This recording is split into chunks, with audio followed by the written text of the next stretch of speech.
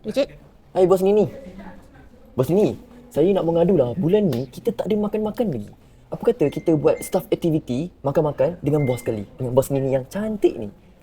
Good idea. Betul? Boleh juga tu. Cuba you cari buffet-buffet hotel yang premium. Barulah kita punya staff rasa dihargai sikit. Cuba you tengok. Saya cari sekarang juga bos Nini. Tak payahlah bos. Bazir duit company je tu. Dia orang semua ni bukan buat sale pun. Saya yang leleh kot yang buat sale.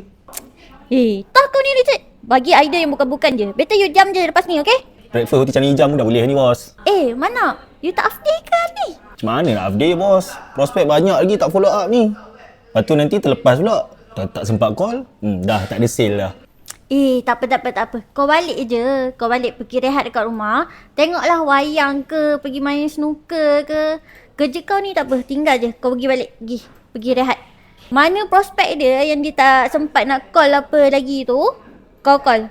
Takkan kau nak susahkan dia lagi. Dia dah bagi duit banyak kot kat company. Apalah kau ni. Baik bos Nini.